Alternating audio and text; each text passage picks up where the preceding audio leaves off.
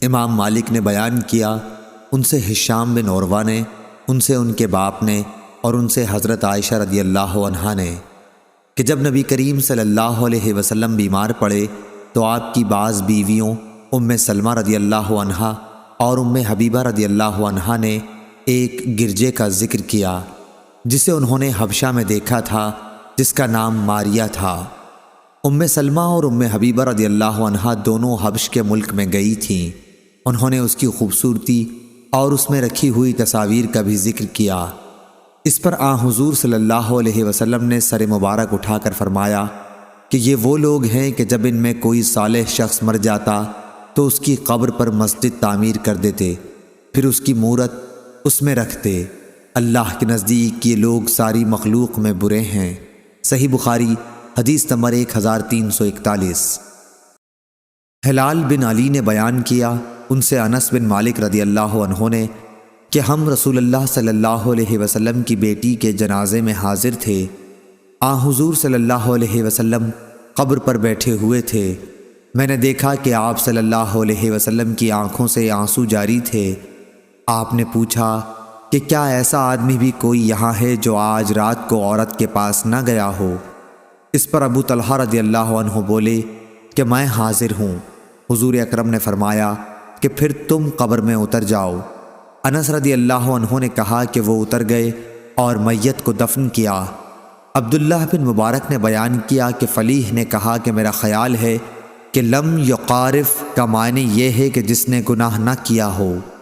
امام بخاری رحمہ اللہ نے کہا کہ سورہ نساء میں جو لیقترفوا آیا ہے اس کا معنی یہی ہے تاکہ گناہ کریں۔ صحیح بخاری حدیث نمبر 1342۔ ابن شہاب نے بیان کیا، ان سے عبد الرحمن بن کعب بن مالک نے، ان سے جابر بن عبداللہ رضی اللہ عنہ نے کہ نبی صلی اللہ علیہ وسلم نے احد کے دو شہیدوں کو ملا کر ایک ہی کپڑے کا کفن دیا۔ آپ دریافت فرماتے کہ ان میں قرآن کسے زیادہ یاد ہے؟ کسی ایک کی طرف اشارے سے بتایا جاتا تو آپ بغلی قبر میں اسی کو آگے کرتے اور فرماتے کہ میں قیامت میں ان کے حق میں شہادت دوں گا۔ پھر آپ صلی اللہ علیہ وسلم نے سب کو ان کے خون سمیت دفن کرنے کا حکم دیا، نہ انہیں غسل دیا گیا اور نہ ان کی نماز جنازہ پڑھی گئی۔ صحیح بخاری حدیث نمبر 1343۔ یزید بن ابی حبیب نے بیان کیا، ان سے ابو الخیر یزید بن عبداللہ نے، ان سے عقبہ بن عامر نے کہ نبی کریم صلی اللہ علیہ وسلم ایک دن باہر تشریف لائے اور احد کے شہیدوں پر اس طرح نماز پڑھی جیسے میت پر پڑھی جاتی ہے۔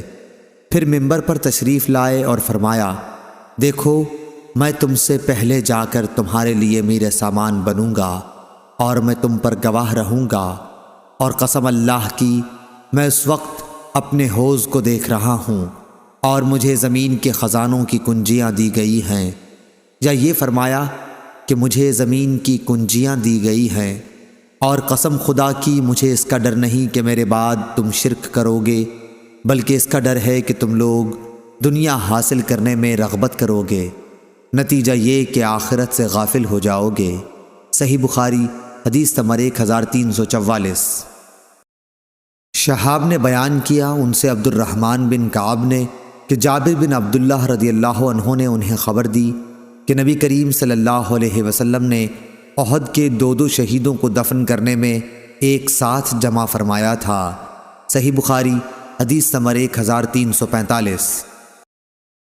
لیث بن سعد نے بیان کیا، ان سے ابن شہاب نے، ان سے عبد الرحمن بن کعب نے اور ان سے جابر رضی اللہ عنہ نے کہ نبی کریم صلی اللہ علیہ وسلم نے فرمایا کہ انہیں خون سمیت دفن کر دو، یعنی احد کی لڑائی کے موقع پر، اور انہیں غسل نہیں دیا تھا۔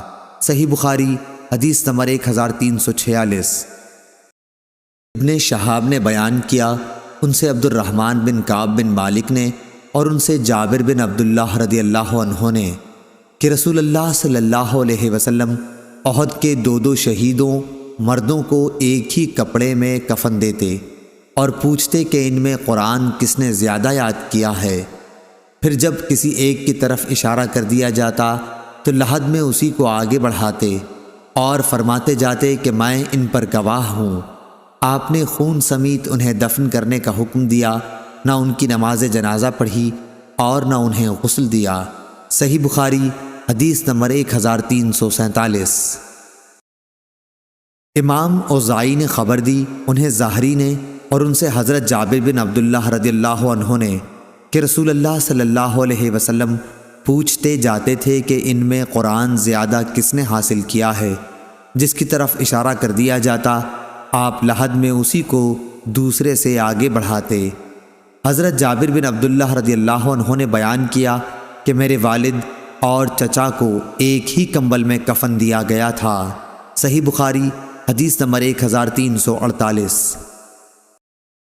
عبد الوہاب نے بیان کیا، کہا ہم سے خالد حذا نے، ان سے اکرمہ نے، ان سے ابن عباس رضی اللہ عنہ نے کہ نبی کریم صلی اللہ علیہ وسلم نے فرمایا کہ اللہ تعالیٰ نے مکے کو حرم کیا ہے، نہ مجھ سے پہلے کسی کے لیے یہاں قتل و خون حلال تھا اور نہ میرے بعد ہوگا، اور میرے لیے بھی تھوڑی دیر کے لیے فتح مکہ کے دن حلال ہوا تھا، پس نہ اس کی گھاس اکھاڑی جائے، نہ اس کے درخت قلم کیے جائیں، نہ یہاں کے جانوروں کو شکار کے لیے بھگایا جائے، اور سوا اس شخص کے جو اعلان کرنا چاہتا ہو کہ یہ گری ہوئی چیز کس کی ہے، کسی کے لیے وہاں سے کوئی گری ہوئی چیز اٹھانی جائز نہیں۔ اس پر حضرت عباس رضی اللہ عنہ نے کہا، لیکن اس سے اذخر کا استثناء کر دیجئے کہ یہ ہمارے سناروں کے اور ہماری قبروں میں کام آتی ہے۔ آپ صلی اللہ علیہ وسلم نے فرمایا کہ مگر اذخر کی اجازت ہے۔ ابو ہریرہ رضی اللہ عنہ کی نبی کریم صلی اللہ علیہ وسلم سے روایت میں ہے، ہماری قبروں اور گھروں کے لیے۔ صحیح بخاری حدیث نمبر 1349۔ سفیان نے بیان کیا، عمروں نے کہا کہ میں نے جابر بن عبداللہ رضی اللہ عنہ سے سنا، انہوں نے کہا کہ رسول اللہ صلی اللہ علیہ وآلہ وسلم تشریف لائے تو عبداللہ بن ابی منافق کو اس کی قبر میں ڈالا جا چکا تھا، لیکن آپ صلی اللہ علیہ وسلم کے ارشاد پر اسے قبر سے نکال لیا گیا۔ پھر آپ صلی اللہ علیہ وسلم نے اسے اپنے گھٹنوں پر رکھ کر لعاب دہن اس کے منہ میں ڈالا اور اپنا کرتا اسے پہنایا۔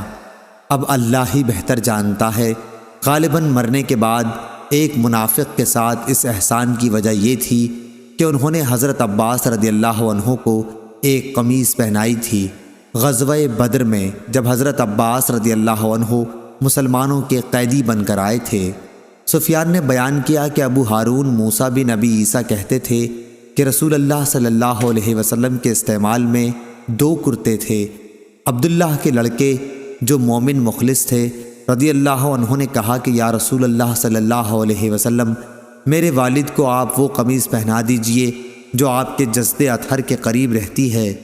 سفیان نے کہا، لوگ سمجھتے ہیں کہ حضرت صلی اللہ علیہ وسلم نے اپنا کرتا اس کے کرتے کے بدل پہنا دیا جو اس نے حضرت عباس رضی اللہ عنہ کو پہنایا تھا۔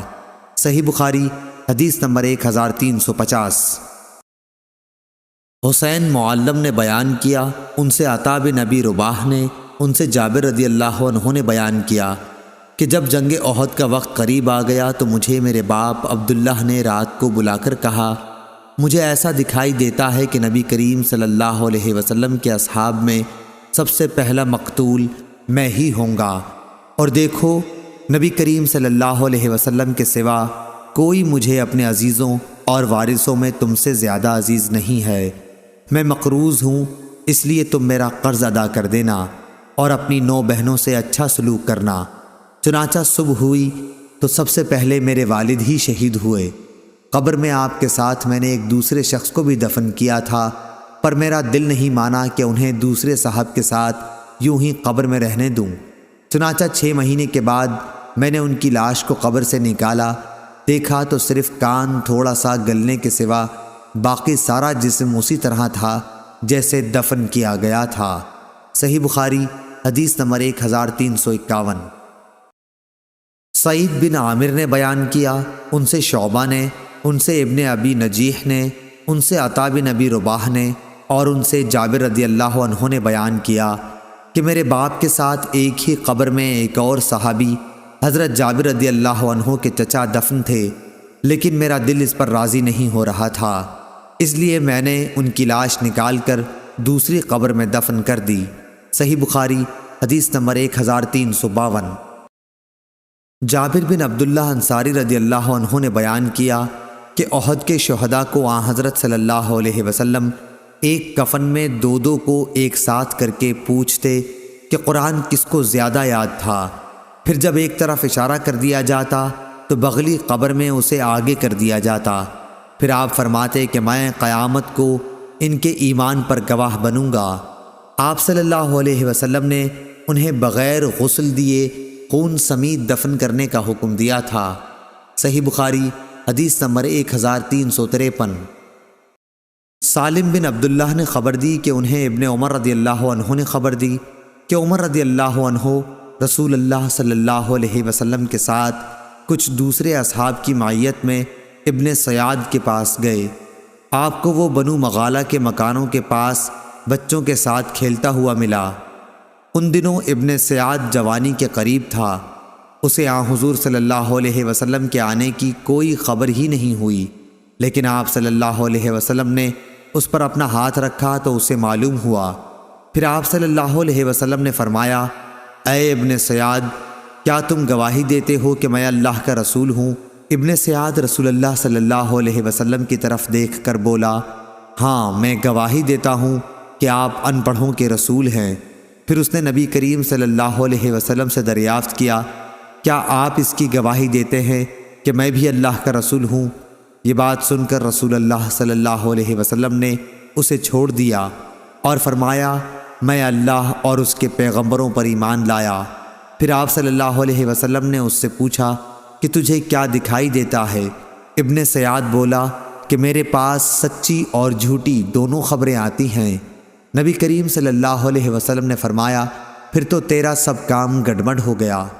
پھر آپ صلی اللہ علیہ وسلم نے اللہ تعالیٰ کے لیے اس سے فرمایا، اچھا میں نے ایک بات دل میں رکھی ہے، وہ بتلا۔ آپ نے سورہ دخان کی ایک آیت کا تصور کیا۔ ابن سیاد نے کہا، وہ دخ ہے۔ آپ صلی اللہ علیہ وسلم نے فرمایا، چل دور ہو، تو اپنی بساط سے آگے کبھی نہ بڑھ سکے گا۔ حضرت عمر رضی اللہ عنہ نے فرمایا، یا رسول اللہ، مجھ کو چھوڑ دیجئے، میں اس کی گردن مار دیتا ہوں۔ آپ صلی اللہ علیہ وسلم نے فرمایا، اگر یہ دجال ہے تو اس پر غالب نہ ہوگا، اور اگر دجال نہیں ہے تو اس کا مار ڈالنا تیرے لیے بہتر نہ ہوگا۔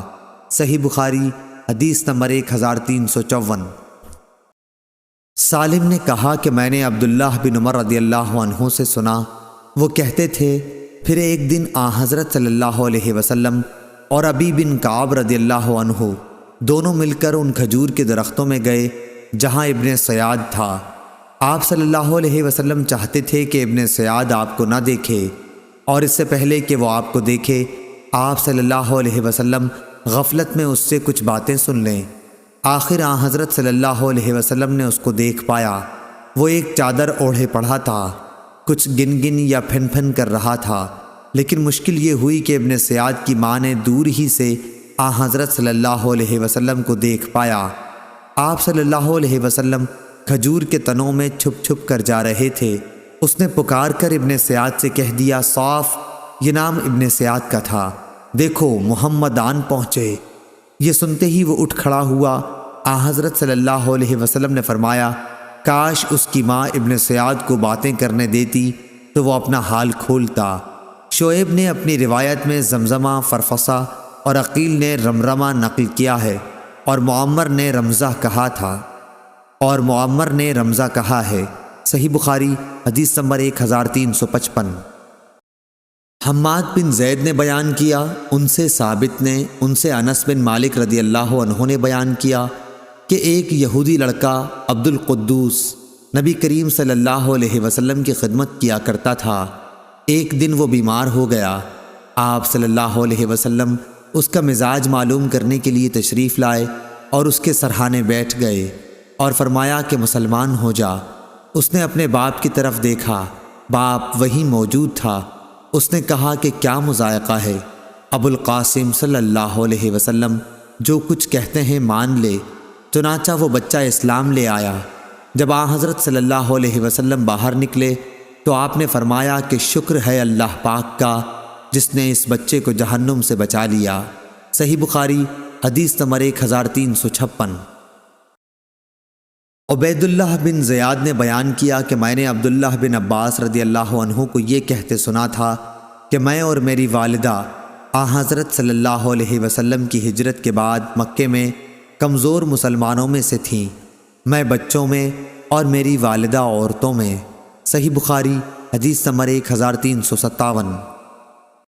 شعیب نے خبر دی، انہوں نے بیان کیا کہ ابن شہاب ہر اس بچے کی جو وفات پا گیا ہو نماز جنازہ پڑھتے تھے، اگرچہ وہ حرام ہی کا بچہ کیوں نہ ہو، کیونکہ اس کی پیدائش اسلام کی فطرت پر ہوئی، یعنی اس صورت میں جبکہ اس کے والدین مسلمان ہونے کے دعوے دار ہوں۔ اگر صرف باپ مسلمان ہو اور ماں کا مذہب اسلام کے سوا کوئی اور ہو، جب بھی بچے کے رونے کی پیدائش کے وقت اگر آواز سنائی دیتی تو اس پر نماز پڑھی جاتی، لیکن اگر پیدائش کے وقت کوئی آواز نہ آتی تو اس کی نماز نہیں پڑھی جاتی تھی، بلکہ ایسے بچے کو کچا حمل گر جانے کے درجے میں سمجھا جاتا تھا، کیونکہ حضرت ابو ہریرہ رضی اللہ عنہ نے روایت کیا ہے کہ نبی کریم صلی اللہ علیہ وسلم نے فرمایا کہ ہر بچہ فطرت اسلام پر پیدا ہوتا ہے، پھر اس کے ماں باپ اسے یہودی یا نصرانی یا مجوسی بنا دیتے ہیں، جس طرح تم دیکھتے ہو کہ جانور صحیح سالم بچہ جنتا ہے، کیا تم نے کوئی کان کٹا ہوا بچہ بھی دیکھا ہے؟ پھر ابو ہریرہ رضی اللہ عنہ نے اس کی آیت کو تلاوت کیا، یہ اللہ کی فطرت ہے جس پر اس نے لوگوں کو پیدا کیا ہے، الآیہ۔ صحیح بخاری حدیث نمبر 1358۔ یونس نے خبر دی، انہیں ظاہری نے، انہیں ابو سلمہ بن عبد الرحمن نے خبر دی، اور ان سے ابو ہریرہ رضی اللہ عنہ نے بیان کیا کہ رسول اللہ صلی اللہ علیہ وسلم نے فرمایا کہ بچہ فطرت پر پیدا ہوتا، لیکن اس کے ماں باپ اسے یہودی یا نصرانی یا مجوسی بنا دیتے ہیں، بالکل اسی طرح جیسے ایک جانور ایک صحیح سالم جانور جنتا ہے، کیا تم اس کا کوئی عضو پیدائشی طور پر کٹا ہوا دیکھتے ہو؟ پھر ابو ہریرہ رضی اللہ عنہ نے فرمایا کہ یہ اللہ تعالیٰ کی فطرت ہے جس پر لوگوں کو اس نے پیدا کیا ہے، اللہ تعالیٰ کی خلقت میں کوئی تبدیلی ممکن نہیں، یہی دین قیم ہے۔ صحیح بخاری حدیث نمبر 1359۔ ابراہیم بن سعد نے صالح بن کیسان سے خبر دی، انہیں ابن شہاب نے، انہوں نے بیان کیا کہ مجھے سعید بن مسیب نے اپنے باپ مسیب بن حزن رضی اللہ عنہ سے خبر دی، ان کے باپ نے انہیں یہ خبر دی کہ جب ابو طالب کی وفات کا وقت قریب آیا تو رسول اللہ صلی اللہ علیہ وسلم ان کے پاس تشریف لائے، دیکھا تو ان کے پاس اس وقت ابو جہل بن ہشام اور عبداللہ بن ابی امیہ بن مغیرہ موجود تھے۔ آپ نے ان سے فرمایا کہ چچا، آپ ایک کلمہ لا الہ الا اللہ، اللہ کے سوا کوئی معبود نہیں کہہ دیجئے، تاکہ میں اللہ تعالیٰ کے ہاں اس کلمے کی وجہ سے آپ کے حق میں گواہی دے سکوں۔ اس پر ابو جہل اور عبداللہ بن ابی مغیرہ نے کہا، ابو طالب، کیا تم اپنے باپ عبد المطلب کے دین سے پھر جاؤ گے؟ رسول اللہ صلی اللہ علیہ وسلم برابر کلمہ اسلام ان پر پیش کرتے رہے، ابو جہل اور ابن ابی امیہ بھی اپنی بات دہراتے رہے، آخر ابو طالب کی آخری بات یہ تھی کہ وہ عبد المطلب کے دین پر ہیں، انہوں نے لا الہ الا اللہ کہنے سے انکار کر دیا۔ پھر بھی رسول کریم صلی اللہ علیہ وسلم نے فرمایا کہ میں آپ کے لیے استغفار کرتا رہوں گا تاکہ مجھے منع نہ کر دیا جائے۔ اس پر اللہ تعالیٰ نے آیت وما کان للنبی نازل فرمائی، سورہ توبہ آیت نمبر 113۔ صحیح بخاری حدیث نمبر 1360۔ ابو معاویہ نے بیان کیا، ان سے اعمش نے، ان سے مجاہد نے، ان سے طاؤس نے اور ان سے ابن عباس رضی اللہ عنہ نے کہ نبی کریم صلی اللہ علیہ وسلم کا گزر ایسی 2 قبروں پر ہوا جن پر عذاب ہو رہا تھا۔ آپ صلی اللہ علیہ وسلم نے فرمایا کہ ان پر عذاب کسی بہت بڑی بات پر نہیں ہو رہا، صرف یہ کہ ان میں ایک شخص پیشاب سے نہیں بچتا تھا اور دوسرا شخص چغل خوری کیا کرتا تھا۔ پھر آپ صلی اللہ علیہ وسلم نے کھجور کی ایک ہری ڈالی لی اور اس کے 2 ٹکڑے کر کے دونوں قبر پر ایک ایک ٹکڑا گاڑ دیا۔ لوگوں نے پوچھا کہ یا رسول اللہ صلی اللہ علیہ وسلم، آپ نے ایسا کیوں کیا ہے؟ آپ نے فرمایا کہ شاید اس وقت تک کے لیے ان پر عذاب کچھ ہلکا ہو جائے جب تک یہ خشک نہ ہوں۔ صحیح بخاری حدیث نمبر 1361۔ حضرت علی رضی اللہ عنہ نے بیان کہا کہ ہم بقیع غرقد میں ایک جنازے کے ساتھ تھے۔ اتنے میں رسول اللہ صلی اللہ علیہ وسلم تشریف لائے اور بیٹھ گئے۔ ہم بھی آپ کے ارد گرد بیٹھ گئے۔ آپ کے پاس ایک چھڑی تھی جس سے آپ زمین کریدنے لگے۔ پھر آپ صلی اللہ علیہ وسلم نے فرمایا کہ تم میں سے کوئی ایسا نہیں یا کوئی جان ایسی نہیں جس کا ٹھکانہ جنت اور دوزخ دونوں جگہ نہ لکھا گیا ہو، اور یہ بھی کہ وہ نیک بخت ہوگی یا بدبخت۔ اس پر ایک صحابی نے عرض کیا، یا رسول اللہ صلی اللہ علیہ وسلم، پھر کیوں نہ ہم اپنی تقدیر پر بھروسہ کر لیں اور عمل چھوڑ دیں، کیونکہ جس کا نام نیک دفتر میں لکھا ہے وہ ضرور نیک کام کی طرف رجوع ہوگا، اور جس کا نام بدبختوں میں لکھا ہے وہ ضرور بدی کی طرف جائے گا۔ حضور اکرم صلی اللہ علیہ وسلم نے فرمایا کہ بات یہ ہے کہ جن کا نام نیک بختوں میں ہے ان کو اچھے کام کرنے میں ہی آسانی معلوم ہوتی ہے، اور بدبختوں کو برے کاموں میں آسانی نظر آتی ہے۔ پھر آپ صلی اللہ علیہ وسلم نے اس آیت کی تلاوت کی، فَأَمَّا مَنْ أَعْطَى وَاتَّقَى۔ صحیح بخاری حدیث نمبر 1362۔ خالد حذا نے بیان کیا، ان سے ابو قلابہ نے اور ان سے ثابت بن ضحاک رضی اللہ عنہ نے کہ نبی کریم صلی اللہ علیہ وسلم نے فرمایا کہ جو شخص اسلام کے سوا کسی اور دین پر ہونے کی جھوٹی قسم قصدن کھائے تو وہ ویسا ہی ہو جائے گا جیسا کہ اس نے اپنے لیے کہا ہے، اور جو شخص اپنے آپ کو دھاردار چیز سے ذبح کر لے اسے جہنم میں اسی ہتھیار سے عذاب ہوتا رہے گا۔ صحیح بخاری حدیث نمبر 1363۔ امام حسن بصری نے کہا کہ ہم سے جندب بن عبداللہ بجلی رضی اللہ عنہ نے اسی بصرے کی مسجد میں حدیث بیان کی تھی۔ نہ ہم اس حدیث کو بھولے اور نہ یہ ڈر ہے کہ جندب رضی اللہ عنہ نے رسول اللہ صلی اللہ علیہ وسلم پر جھوٹ باندھا ہوگا۔ آپ نے فرمایا کہ ایک شخص کو زخم لگا، اس نے زخم کی تکلیف کی وجہ سے خود کو مار ڈالا۔ اس پر اللہ تعالیٰ نے فرمایا کہ میرے بندے نے جان نکالنے میں مجھ پر جلدی کی، اس کی سزا میں جنت حرام کرتا ہوں۔ صحیح بخاری حدیث نمبر 1364۔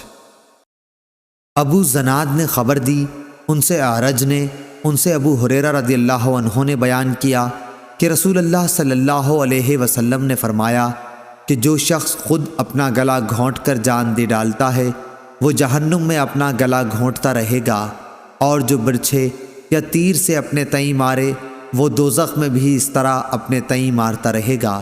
صحیح بخاری حدیث نمبر 1365۔ لیث بن سعد نے بیان کیا، ان سے عقیل نے، ان سے ابن شہاب نے، ان سے عبید اللہ بن عبداللہ نے، ان سے ابن عباس نے اور ان سے عمر بن خطاب رضی اللہ عنہ نے فرمایا کہ جب عبداللہ بن ابی ابن سلول مرا تو رسول اللہ صلی اللہ علیہ وسلم سے اس پر نماز جنازہ کے لیے کہا گیا۔ نبی کریم صلی اللہ علیہ وسلم جب اس ارادے سے کھڑے ہوئے تو میں نے آپ کی طرف بڑھ کر عرض کیا، یا رسول اللہ صلی اللہ علیہ وسلم، آپ ابن ابی کی نماز جنازہ پڑھاتے ہیں، حالانکہ اس نے فلاں دن فلاں بات کہی تھی اور فلاں دن فلاں بات میں اس کی کفر کی باتیں گننے لگا۔ لیکن جب رسول اللہ صلی اللہ علیہ وسلم یہ سن کر مسکرا دیے اور فرمایا، عمر اس وقت پیچھے ہٹ جاؤ، لیکن میں بار بار اپنی بات دہراتا رہا تو آپ نے مجھے فرمایا کہ مجھے اللہ کی طرف سے اختیار دے دیا گیا ہے، میں نے نماز پڑھانی پسند کی، اگر مجھے معلوم ہو جائے کہ 70 مرتبہ سے زیادہ مرتبہ اس کے لیے مغفرت مانگنے پر اسے مغفرت مل جائے گی تو اس کے لیے اتنی ہی زیادہ مغفرت مانگوں گا۔ حضرت عمر رضی اللہ عنہ نے بیان کیا، کیا حضرت صلی اللہ علیہ وسلم نے اس کی نماز جنازہ پڑھائی اور واپس ہونے کے تھوڑی دیر بعد آپ پر سورہ برات کی 2 آیتیں نازل ہوئیں، کسی بھی منافق کی موت پر اس کی نماز جنازہ آپ ہرگز نہ پڑھائیے، آیت وہم فاسقون تک، اور اس کی قبر پر بھی مت کھڑا ہو۔ ان لوگوں نے اللہ اور اس کے رسول کی باتوں کو نہیں مانا اور مرے بھی تو نافرمان رہ کر۔ حضرت عمر رضی اللہ عنہ نے بیان کیا کہ مجھے رسول اللہ صلی اللہ علیہ وسلم کے حضور اپنی اس دن کی دلیری پر تعجب ہوتا ہے، حالانکہ اللہ اور اس کے رسول ہر مصلحت کو زیادہ جانتے ہیں۔ صحیح بخاری حدیث نمبر 1366۔ عبدالعزیز بن صہیب نے بیان کیا، کہا کہ میں نے انس بن مالک رضی اللہ عنہ سے سنا، آپ نے فرمایا کہ صحابہ کا گزر ایک جنازے پر ہوا، لوگ اس کی تعریف کرنے لگے کہ کیا اچھا آدمی تھا، تو رسول اللہ صلی اللہ علیہ وسلم نے یہ سن کر فرمایا کہ واجب ہو گئی۔ پھر دوسرے جنازے کا گزر ہوا تو لوگ اس کی برائی کرنے لگے، حضور صلی اللہ علیہ وسلم نے پھر فرمایا کہ واجب ہو گئی۔ اس پر حضرت عمر بن خطاب رضی اللہ عنہ نے پوچھا کہ کیا چیز واجب ہو گئی؟ حضرت صلی اللہ علیہ وسلم نے فرمایا کہ جس میت کی تم لوگوں نے تعریف کی ہے اس کے لیے تو جنت واجب ہو گئی، اور جس کی تم نے برائی کی ہے اس کے لیے دوزخ واجب ہو گئی۔ تم لوگ زمین میں اللہ تعالیٰ کے گواہ ہو۔ صحیح بخاری حدیث نمبر 1367۔ عفان بن مسلم صفار نے بیان کیا، کہا کہ ہم سے داؤد بن ابی الفرات نے، ان سے عبداللہ بن بریدہ نے، ان سے ابو الاسود علی نے کہ میں مدینہ حاضر ہوا، ان دنوں وہاں ایک بیماری پھیل رہی تھی۔ میں حضرت عمر بن خطاب رضی اللہ عنہ کی خدمت میں تھا کہ ایک جنازہ سامنے سے گزرا، لوگ اس میت کی تعریف کرنے لگے تو حضرت عمر رضی اللہ عنہ نے فرمایا کہ واجب ہو گئی۔ پھر ایک اور جنازہ گزرا، لوگ اس کی بھی تعریف کرنے لگے، اس مرتبہ بھی آپ نے ایسا ہی فرمایا کہ واجب ہو گئی۔ پھر تیسرا جنازہ نکلا، لوگ اس کی برائی کرنے لگے، اور اس مرتبہ بھی آپ نے یہی فرمایا کہ واجب ہو گئی۔ ابو الاسود علی نے بیان کیا کہ میں نے پوچھا کہ امیر المومنین کیا چیز واجب ہو گئی؟ آپ نے فرمایا کہ میں نے اس وقت وہی کہا جو رسول اللہ صلی اللہ علیہ وسلم نے فرمایا کہ جس مسلمان کی اچھائی پر 4 شخص گواہی دے دیں اللہ اسے جنت میں داخل کرے گا۔ ہم نے کہا اور اگر 3 گواہی دیں؟ آپ نے فرمایا کہ 3 پر بھی۔ پھر ہم نے پوچھا اور اگر 2 مسلمان گواہی دیں؟ آپ نے فرمایا کہ 2 پر بھی۔ ہم نے یہ نہیں پوچھا کہ اگر 1 مسلمان گواہی دے تو کیا؟ صحیح بخاری حدیث نمبر 1368۔ حفص بن عمر نے بیان کیا، کہا ہم سے شعبہ نے، ان سے علقمہ بن مرثد نے، ان سے سعد بن عبیدہ نے، اور ان سے برا بن عازب رضی اللہ عنہ نے کہ نبی کریم صلی اللہ علیہ وسلم نے فرمایا کہ مومن جب اپنی قبر میں بٹھایا جاتا ہے تو اس کے پاس فرشتے آتے ہیں، وہ شہادت دیتا ہے کہ اللہ کے سوا کوئی معبود نہیں اور محمد صلی اللہ علیہ وسلم اللہ کے رسول ہیں۔ تو یہ اللہ کے اس فرمان کی تعبیر ہے جو سورہ ابراہیم میں ہے کہ اللہ ایمان والوں کو دنیا کی زندگی اور آخرت میں ٹھیک بات یعنی توحید پر مضبوط رکھتا ہے۔ صحیح بخاری حدیث نمبر 1369۔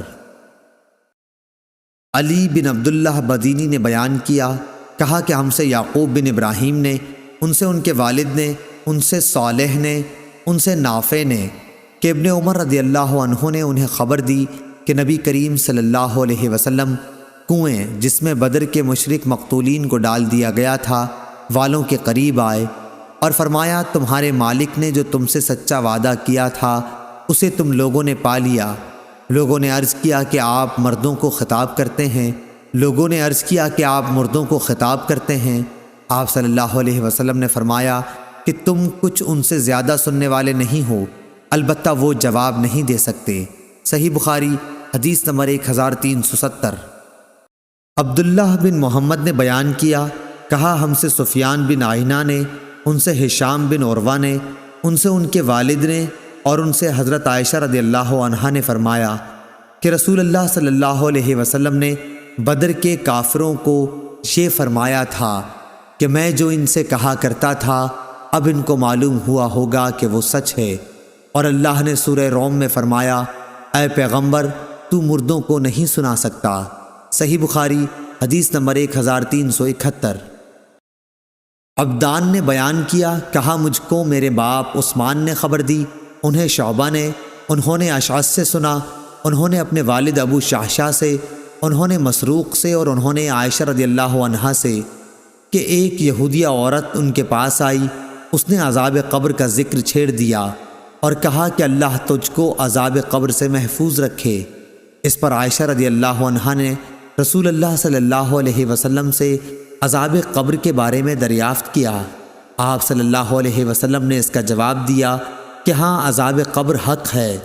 عائشہ رضی اللہ عنہا نے بیان کیا کہ پھر میں نے کبھی ایسا نہیں دیکھا کہ آپ صلی اللہ علیہ وسلم نے کوئی نماز پڑھی ہو اور اس میں عذاب قبر سے خدا کی پناہ نہ مانگی ہو۔ غندر نے عذاب القبر حق کے الفاظ زیادہ کیے۔ صحیح بخاری حدیث نمبر 1372۔ عبداللہ بن وہب نے بیان کیا، انہوں نے کہا کہ مجھے یونس نے ابن شہاب سے خبر دی، انہوں نے کہا مجھے عروہ بن زبیر نے خبر دی، انہوں نے اسماء بنت ابی بکر رضی اللہ عنہا سے سنا کہ رسول اللہ صلی اللہ علیہ وسلم خطبے کے لیے کھڑے ہوئے تو آپ صلی اللہ علیہ وسلم نے قبر کے امتحان کا ذکر کیا جہاں انسان جانچا جاتا ہے۔ جب حضور اکرم صلی اللہ علیہ وسلم اس کا ذکر کر رہے تھے تو مسلمانوں کی ہچکیاں بند گئیں۔ صحیح بخاری حدیث نمبر 1373۔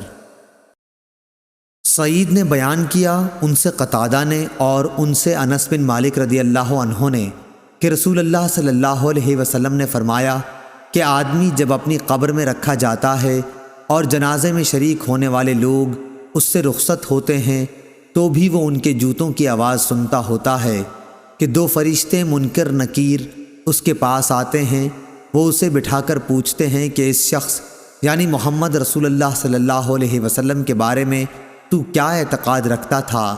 مومن تو یہ کہے گا کہ میں گواہی دیتا ہوں کہ آپ صلی اللہ علیہ وسلم اللہ کے بندے اور اس کے رسول ہیں۔ اس جواب پر اس سے کہا جائے گا کہ تو یہ دیکھ اپنا جہنم کا ٹھکانہ، لیکن اللہ تعالیٰ نے اس کے بدلے میں تمہارے لیے جنت میں ٹھکانہ دے دیا۔ اس وقت اسے جہنم اور جنت دونوں ٹھکانے دکھائے جائیں گے۔ قتادہ نے بیان کیا کہ اس کی قبر خوب کشادہ کر دی جائے گی جس سے آرام و راحت ملے۔ پھر قتادہ نے انس رضی اللہ عنہ کی حدیث بیان کرنی شروع کی۔ فرمایا، اور منافق و کافر سے جب کہا جائے گا کہ اس شخص کے بارے میں تو کیا کہتا تھا تو وہ جواب دے گا کہ مجھے کچھ معلوم نہیں، میں بھی وہی کہتا تھا جو دوسرے لوگ کہتے تھے۔ پھر اس سے کہا جائے گا، نہ تو نے جاننے کی کوشش کی اور نہ سمجھنے والوں کی رائے پر چلا۔ پھر اسے لوہے کے گرزوں سے بڑی زور سے مارا جائے گا کہ وہ چیخ پڑے گا، اور اس کی چیخ کو جن اور انسانوں کے سوا اس کے آس پاس کی تمام مخلوق سنے گی۔ صحیح بخاری حدیث نمبر 1374۔ محمد بن مثنیٰ نے بیان کیا، کہا کہ ہم سے یحییٰ بن سعید قطان نے، کہا ہم سے شعبہ نے، کہا کہ مجھ سے عون بن ابی جحیفہ نے بیان کیا، ان سے ان کے والد ابو جحیفہ نے، ان سے براء بن عازب نے اور ان سے ابو ایوب انصاری رضی اللہ عنہ نے بیان کیا کہ نبی کریم صلی اللہ علیہ وسلم مدینے سے باہر تشریف لے گئے، سورج غروب ہو چکا تھا۔ اس وقت آپ کو ایک آواز سنائی دی، یہودیوں پر عذاب قبر کی۔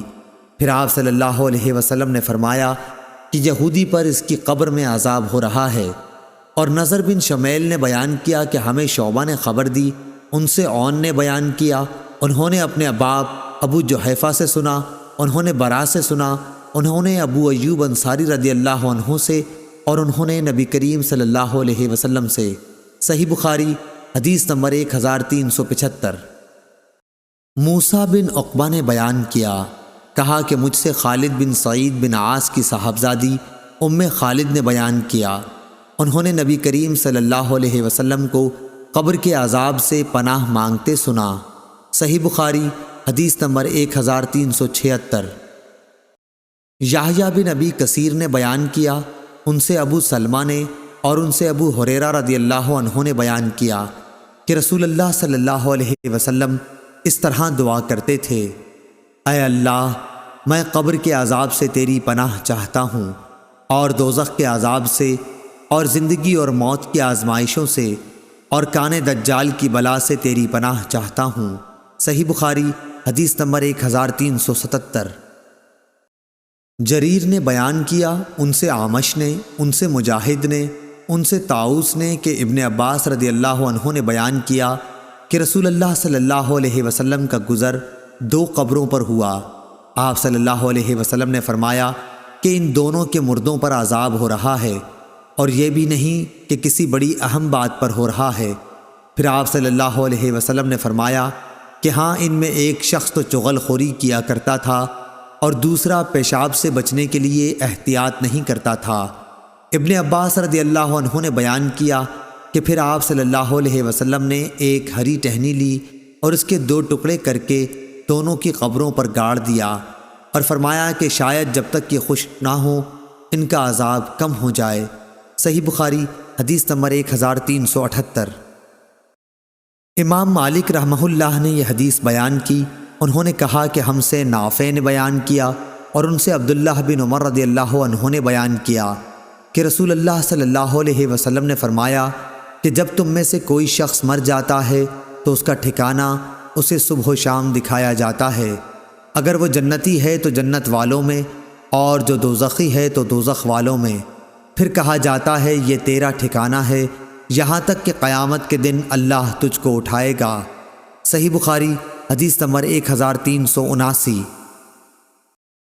سعید بن ابی سعید نے بیان کیا، ان سے ان کے باپ نے بیان کیا، ان سے ابو سعید خدری رضی اللہ عنہ نے کہ رسول اللہ صلی اللہ علیہ وسلم نے فرمایا کہ جب جنازہ تیار ہو جاتا ہے پھر مرد اس کو اپنی گردنوں پر اٹھا لیتے ہیں، تو اگر وہ مرد نیک ہو تو کہتا ہے کہ ہاں آگے لے چلو، مجھے بڑھائے چلو، اور اگر نیک نہیں ہوتا تو کہتا ہے ہائے رے خرابی، میرا جنازہ کہاں لیے جا رہے ہو۔ اس آواز کو انسان کے سوا تمام مخلوق خدا سنتی ہے، اگر کہیں انسان سن پائیں تو بے ہوش ہو جائیں۔ صحیح بخاری حدیث نمبر 1380۔ عبدالعزیز بن صہیب نے بیان کیا اور ان سے انس بن مالک رضی اللہ عنہ نے بیان کیا کہ رسول اللہ صلی اللہ علیہ وسلم نے فرمایا کہ جس مسلمان کے بھی 3 نابالغ بچے مر جائیں تو اللہ تعالیٰ اپنے فضل و رحمت سے جو ان بچوں پر کرے گا ان کو بہشت میں لے جائے گا۔ صحیح بخاری حدیث نمبر 1381۔ عدی بن ثابت نے بیان کیا، انہوں نے برا بن عازب رضی اللہ عنہ سے سنا، انہوں نے فرمایا کہ جب حضرت ابراہیم حضرت صلی اللہ علیہ وسلم کے صاحبزادے کا انتقال ہوا تو رسول اللہ صلی اللہ علیہ وسلم نے فرمایا کہ بہشت میں ان کے لیے ایک دودھ پلانے والی ہے۔ صحیح بخاری حدیث نمبر 1382۔ عبداللہ بن مبارک نے خبر دی، کہا کہ ہمیں شعبہ نے خبر دی، انہیں ابو بشر جعفر نے، انہیں سعید بن جبیر نے، ان کو ابن عباس رضی اللہ عنہ نے کہ نبی کریم صلی اللہ علیہ وسلم سے مشرکوں کے نابالغ بچوں کے بارے میں پوچھا گیا۔ آپ صلی اللہ علیہ وسلم نے فرمایا کہ اللہ تعالیٰ نے جب انہیں پیدا کیا تھا اسی وقت وہ خوب جانتا تھا کہ یہ کیا عمل کریں گے۔ صحیح بخاری حدیث نمبر 1383۔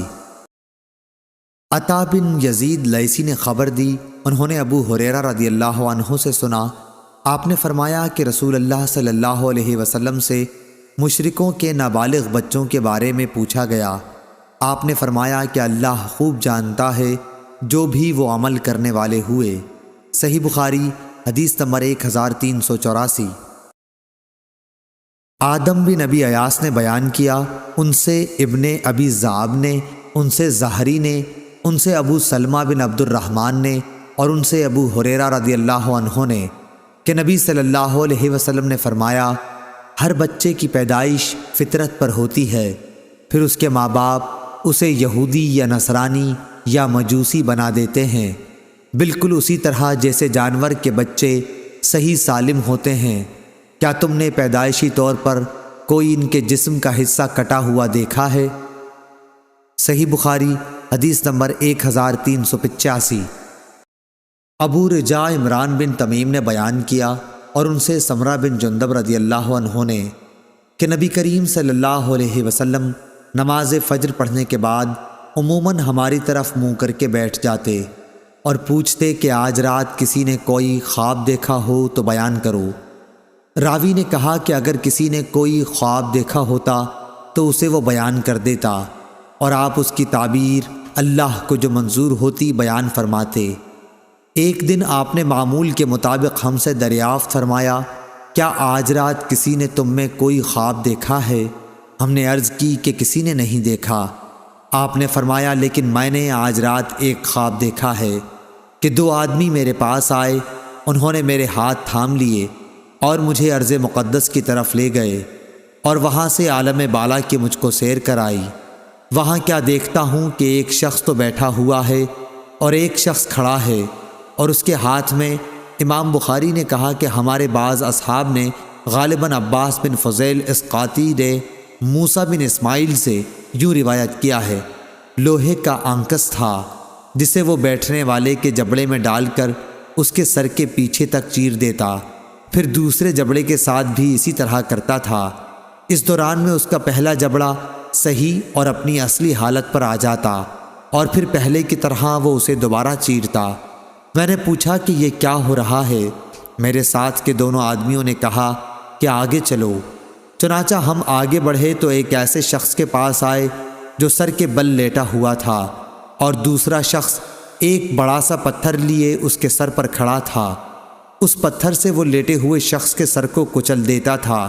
جب وہ اس کے سر پر پتھر مارتا تو سر پر لگ کر وہ پتھر دور چلا جاتا اور وہ اسے جا کر اٹھا لاتا۔ ابھی پتھر لے کر واپس بھی نہیں آتا تھا کہ سر دوبارہ درست ہو جاتا، بالکل ویسا ہی جیسا پہلے تھا۔ واپس آ کر وہ پھر اسے مارتا۔ میں نے پوچھا کہ یہ کون لوگ ہیں؟ ان دونوں نے جواب دیا کہ ابھی اور آگے چلو۔ چنانچہ ہم آگے بڑھے تو ایک تنور جیسے گڑھے کی طرف چلے، جس کے اوپر کا حصہ تو تنگ تھا لیکن نیچے سے خوب فراخ۔ نیچے آگ بھڑک رہی تھی۔ جب آگ کے شعلے بھڑک کر اوپر کو اٹھتے تو اس میں جلنے والے لوگ بھی اوپر اٹھاتے، اور ایسا معلوم ہوتا کہ اب وہ باہر نکل جائیں گے، لیکن جب شعلے دب جاتے تو وہ لوگ بھی نیچے چلے جاتے۔ اس تنور میں ننگے مرد اور عورتیں تھیں۔ میں نے اس موقع پر بھی پوچھا کہ یہ کیا ہے، لیکن اس مرتبہ بھی جواب یہی ملا، کہا کہ ابھی اور آگے چلو۔ ہم آگے چلے۔ اب ہم خون کی ایک نہر کے اوپر تھے۔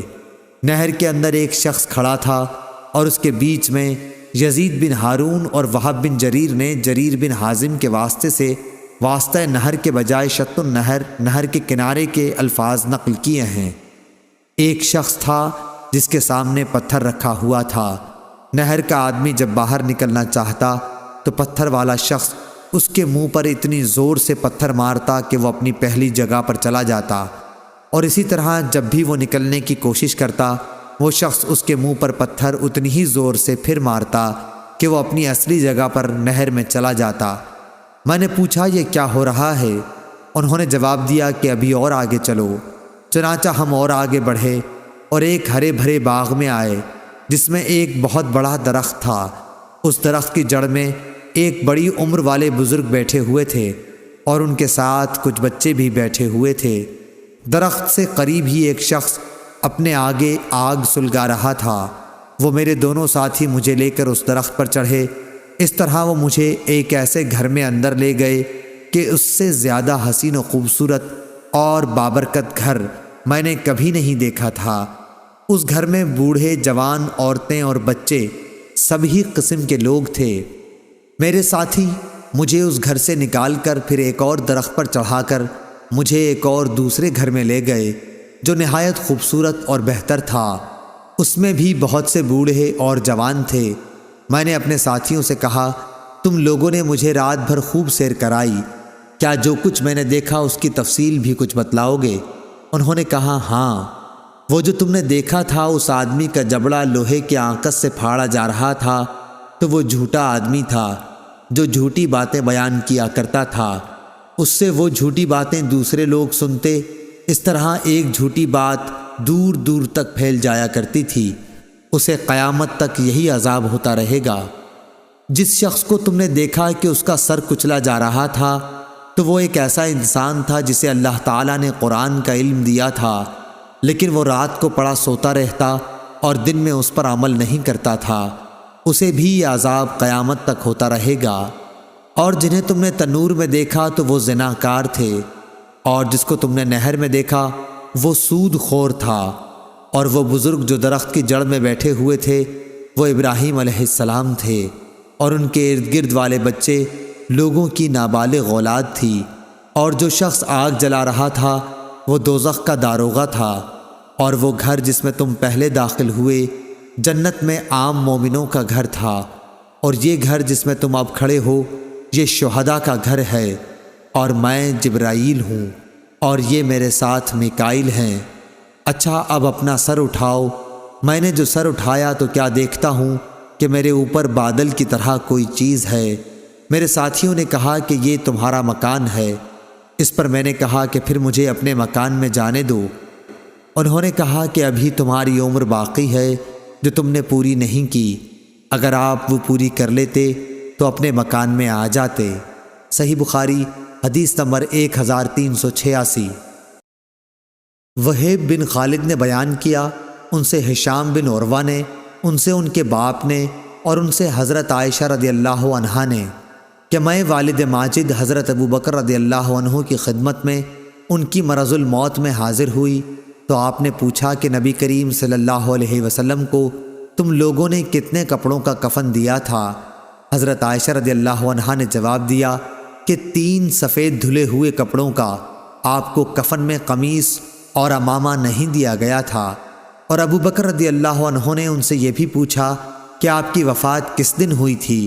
انہوں نے جواب دیا کہ پیر کے دن۔ پھر پوچھا کہ آج کون سا دن ہے؟ انہوں نے کہا کہ آج پیر کا دن ہے۔ آپ نے فرمایا کہ پھر مجھے بھی امید ہے کہ اب سے رات تک میں بھی رخصت ہو جاؤں گا۔ اس کے بعد آپ نے اپنا کپڑا دیکھا جسے مرض کے دوران میں آپ پہن رہے تھے۔ اس کپڑے پر زعفران کا دھبا لگا ہوا تھا۔ آپ نے فرمایا میرے اس کپڑے کو دھو لینا اور اس کے ساتھ 2 اور ملا لینا، پھر مجھے کفن انہی کا دینا۔ میں نے کہا کہ یہ تو پرانا ہے۔ فرمایا کہ زندہ آدمی نئے کا مردے سے زیادہ مستحق ہے، یہ تو پیپ اور خون کی نظر ہو جائے گا۔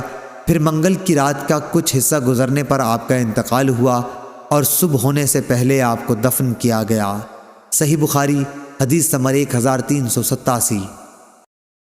محمد بن جعفر نے بیان کیا، کہا مجھے ہشام بن عروہ نے خبر دی، انہیں ان کے باپ نے اور انہیں حضرت عائشہ رضی اللہ عنہا نے کہ ایک شخص نے نبی کریم صلی اللہ علیہ وسلم سے پوچھا کہ میری ماں کا اچانک انتقال ہو گیا اور میرا خیال ہے کہ اگر انہیں بات کرنے کا موقع ملتا تو وہ کچھ نہ کچھ خیرات کرتیں، اگر میں ان کی طرف سے کچھ خیرات کر دوں تو کیا انہیں اس کا ثواب ملے گا؟ آپ نے فرمایا ہاں ملے گا۔ صحیح بخاری حدیث نمبر 1388۔ سلیمان بن بلال نے بیان کیا اور ان سے ہشام بن عروہ نے، دوسری سند امام بخاری نے کہا اور مجھ سے محمد بن حرب نے بیان کیا، کہا ہم سے ابو مروان یحییٰ بن ابی زکریا نے بیان کیا، ان سے ہشام بن عروہ نے، ان سے عروہ بن زبیر نے اور ان سے حضرت عائشہ رضی اللہ عنہا نے کہ رسول اللہ صلی اللہ علیہ وسلم اپنے مرض الوفات میں گویا اجازت لینا چاہتے تھے، دریافت فرماتے آج میری باری کن کے یہاں ہے، کل کن کے یہاں ہوگی؟ عائشہ رضی اللہ عنہا کی باری کے دن کے متعلق خیال فرماتے تھے کہ بہت دن بعد آئے گی۔ چنانچہ جب میری باری آئی تو اللہ تعالیٰ نے آپ کی روح اس حال میں قبض کی کہ آپ میرے سینے سے ٹیک لگائے ہوئے تھے اور میرے ہی گھر میں آپ دفن کیے گئے۔ صحیح بخاری حدیث نمبر 1389۔ ابو عوانہ نے بیان کیا، ان سے ہلال بن حمید نے، ان سے عروہ نے اور ان سے ام المومنین حضرت عائشہ رضی اللہ عنہا نے کہ نبی کریم صلی اللہ علیہ وسلم نے اپنے اس مرض کے موقع پر فرمایا تھا جس سے آپ جانبر نہ ہو سکے تھے کہ اللہ تعالیٰ کی یہود و نصارہ پر لعنت ہو، انہوں نے اپنے انبیاء کی قبروں کو مساجد بنا لیا۔ اگر یہ ڈر نہ ہوتا تو آپ کی قبر بھی کھلی رہنے دی جاتی کہ کہیں اسے بھی لوگ سجدہ گاہ نہ بنا لیں۔ اور ہلال سے روایت ہے کہ عروہ بن زبیر نے میری کنیت ابو عوانہ یعنی عوانہ کے والد رکھ دی تھی، ورنہ میرے کوئی اولاد نہ تھی۔ ہم سے محمد نے بیان کیا، کہا کہ ہمیں عبداللہ نے خبر دی، کہا کہ ہمیں ابو بکر بن عیاش نے خبر دی، اور ان سے سفیان تمار نے بیان کیا کہ انہوں نے نبی کریم صلی اللہ علیہ وسلم کی قبر مبارک دیکھی ہے جو کوہان نما ہے۔ ہم سے فروہ بن ابی المغرہ نے بیان کیا، کہا کہ ہم سے علی بن مسہر نے بیان کیا، ان سے ہشام بن عروہ نے، ان سے ان کے والد نے کہ ولید بن عبد الملک بن مروان کے عہد حکومت میں جب نبی کریم صلی اللہ علیہ وسلم کے حجرہ مبارک کی دیوار گری اور لوگ اسے زیادہ اونچی اٹھانے لگے تو وہاں ایک قدم ظاہر ہوا۔ لوگ یہ سمجھ کر گھبرا گئے کہ یہ نبی کریم صلی اللہ علیہ وسلم کا قدم مبارک ہے۔ کوئی شخص ایسا نہیں تھا جو قدم کو پہچان سکتا۔ آخر عروہ بن زبیر نے بتایا کہ نہیں، خدا گواہ ہے، یہ رسول اللہ صلی اللہ علیہ وسلم کا قدم نہیں ہے، بلکہ یہ تو عمر رضی اللہ عنہ کا قدم ہے۔ صحیح بخاری حدیث نمبر 1390۔ ہشام اپنے والد سے اور وہ عائشہ رضی اللہ عنہا سے روایت کرتے ہیں کہ آپ نے عبداللہ بن زبیر رضی اللہ عنہ کو وصیت کی تھی کہ مجھے حضور اکرم صلی اللہ علیہ وسلم اور آپ کے ساتھیوں کے ساتھ دفن نہ کرنا، بلکہ میری دوسری سوکنوں کے ساتھ بقیع غرقد میں مجھے دفن کرنا۔ میں یہ نہیں چاہتی کہ ان کے ساتھ میری بھی تعریف ہوا کرے۔ صحیح بخاری حدیث نمبر 1391۔ عمرو بن میمون اودی نے بیان کیا کہ میری موجودگی میں حضرت عمر بن خطاب رضی اللہ عنہ نے عبداللہ بن عمر رضی اللہ عنہ سے فرمایا کہ اے عبداللہ، ام المومنین عائشہ رضی اللہ عنہا کی خدمت میں جا اور کہہ کہ عمر بن خطاب نے آپ کو سلام کہا ہے، اور پھر ان سے معلوم کرنا کہ کیا مجھے میرے دونوں ساتھیوں کے ساتھ دفن ہونے کی آپ کی طرف سے اجازت مل سکتی ہے۔ حضرت عائشہ رضی اللہ عنہا نے کہا کہ میں نے اس جگہ کو اپنے لیے پسند کر رکھا تھا، لیکن آج میں اپنے پر عمر رضی اللہ عنہ کو ترجیح دیتی ہوں۔ جب ابن عمر رضی اللہ عنہ واپس آئے تو عمر رضی اللہ عنہ نے دریافت کیا کہ کیا پیغام لائے ہو؟ کہا کہ امیر المومنین انہوں نے آپ کو اجازت دے دی ہے۔ عمر رضی اللہ عنہ یہ سن کر بولے کہ اس جگہ دفن ہونے سے زیادہ مجھے اور کوئی چیز عزیز نہیں تھی، لیکن جب میری روح قبض ہو جائے تو مجھے اٹھا کر لے جانا، اور پھر دوبارہ عائشہ رضی اللہ عنہا کو میرا سلام پہنچا کر ان سے کہنا کہ عمر نے آپ سے اجازت چاہی ہے، اگر اس وقت بھی وہ اجازت دے دیں تو مجھے وہیں دفن کر دینا، ورنہ مسلمانوں کے قبرستان میں دفن کر دینا۔ میں اس امر خلافت کا ان چند صحابہ سے زیادہ اور کسی کو مستحق نہیں سمجھتا جن سے رسول اللہ صلی اللہ علیہ وسلم اپنی وفات کے وقت تک خوش اور راضی رہے۔ وہ حضرات میرے بعد جسے بھی خلیفہ بنائیں، خلیفہ وہی ہوگا، اور تمہارے لیے ضروری ہے کہ تم اپنے خلیفہ کی باتیں توجہ سے سنو اور اس کی اطاعت کرو۔ آپ نے اس موقع پر حضرت عثمان، علی، طلحہ، زبیر، عبد الرحمن بن عوف اور سعد بن ابی وقاص رضی اللہ عنہم کے نام لیے۔ اتنے میں ایک انصاری نوجوان داخل ہوا اور کہا کہ اے امیر المومنین، آپ کو بشارت ہو، اللہ عز و جل کی طرف سے آپ کا اسلام میں پہلے داخل ہونے کی وجہ سے جو مرتبہ تھا وہ آپ کو معلوم ہے۔ پھر جب آپ خلیفہ ہوئے تو آپ نے انصاف کیا، پھر آپ نے شہادت پائی۔ حضرت عمر رضی اللہ عنہ بولے، میرے بھائی کے بیٹے، کاش ان کی وجہ سے میں برابر چھوٹ جاؤں، نہ مجھے کوئی عذاب ہو اور نہ کوئی ثواب۔ ہاں، میں اپنے بعد آنے والے خلیفہ کو وصیت کرتا ہوں کہ وہ مہاجرین اولین کے ساتھ اچھا برتاؤ رکھے، ان کے حقوق پہچانے اور ان کی عزت کی حفاظت کرے، اور میں اسے انصار کے بارے میں بھی اچھا برتاؤ رکھنے کی وصیت کرتا ہوں۔ یہ وہ لوگ ہیں جنہوں نے ایمان والوں کو اپنے گھروں میں جگہ دی۔ میری وصیت ہے کہ ان اچھے لوگوں کے ساتھ بھلائی کی جائے، اور ان میں جو برے ہوں ان سے درگزر کیا جائے، اور میں ہونے والے خلیفہ کو وصیت کرتا ہوں اس ذمہ داری کو پورا کرنے کی جو اللہ اور رسول کی ذمہ داری ہے، یعنی غیر مسلموں کو جو اسلامی حکومت کے تحت زندگی گزارتے ہیں کہ ان سے کیے گئے وعدوں کو پورا کیا جائے، انہیں بچا کر لڑا جائے، اور طاقت سے زیادہ ان پر کوئی بھار نہ ڈالا جائے۔ صحیح بخاری حدیث نمبر 1392۔ مجاہد نے بیان کیا اور ان سے ام المومنین عائشہ رضی اللہ عنہا نے کہ نبی کریم صلی اللہ علیہ وسلم نے فرمایا، مردوں کو برا نہ کہو، کیونکہ انہوں نے جیسا عمل کیا اس کا بدلہ پا لیا۔ اور اس کی روایت عبداللہ بن عبد القدوس نے اعمش سے اور محمد بن انس نے بھی اعمش سے کی ہے۔ اس روایت کے مطابق علی بن جعد، محمد بن عرورہ اور ابن ابی عودی نے شعبہ سے کی ہے۔ صحیح بخاری حدیث نمبر 1393۔ عمر بن حفص نے بیان کیا، انہوں نے کہا کہ مجھ سے میرے باپ نے بیان کیا، اعمش سے۔ انہوں نے کہا کہ مجھ سے عمرو بن مرہ نے بیان کیا، ان سے سعید بن جبیر نے، اور ان سے ابن عباس رضی اللہ عنہ نے بیان کیا کہ ابو لہب نے نبی کریم صلی اللہ علیہ وسلم سے کہا کہ سارے دن تجھ پر بربادی ہو، اس پر یہ آیت اتری، تبت یدا ابی لہب وتب، یعنی ٹوٹ گئے ہاتھ ابو لہب کے اور وہ خود ہی برباد ہو گیا۔ صحیح بخاری حدیث نمبر 1394۔